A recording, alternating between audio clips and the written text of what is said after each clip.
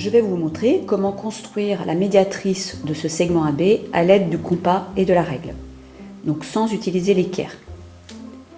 Donc nous allons commencer par prendre un écartement au niveau du compas plus grand que la moitié de la longueur de ce segment.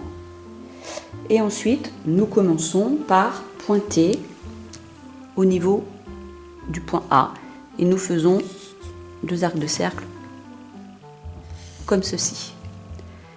Nous faisons de la même manière en pointant en B.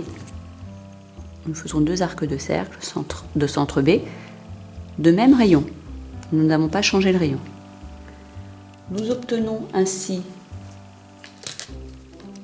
ces 2 points qui nous permettent de tracer, vous voyez ici, l'intersection des arcs, ça nous permet de tracer ce qu'on appelle la médiatrice du segment. Alors vérifions, effectivement cette médiatrice est bien la droite qui passe par le milieu du segment. Vous voyez, moi j'avais pris un segment de 8 cm, là on a le milieu au niveau du 4 cm, et elle est aussi bien perpendiculaire au segment. Nous avons bien construit cette droite que je vais nommer D, qui est la médiatrice du segment AB à l'aide uniquement du compas et de la règle.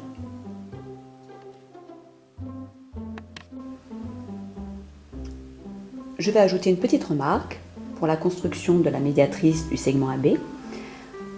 Nous avons construit précédemment la médiatrice du segment AB en conservant le même écartement de compas lorsque j'ai pointé en A et en B. Mais en fait, on peut changer l'écartement de compas, mais il faut garder le même écartement de compas lorsque, vous voyez ici par exemple, je vais pointer en A, il faut que je garde le même écartement de compas lorsque je pointe en A, en haut, ici comme ça, et en B. Voilà. Je peux maintenant changer d'écartement de compas, vous voyez, je viens de le changer.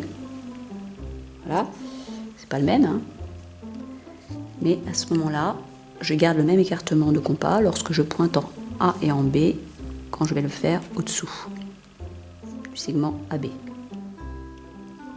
Voilà, ce qui me permet effectivement de tracer, de construire la médiatrice du segment AB.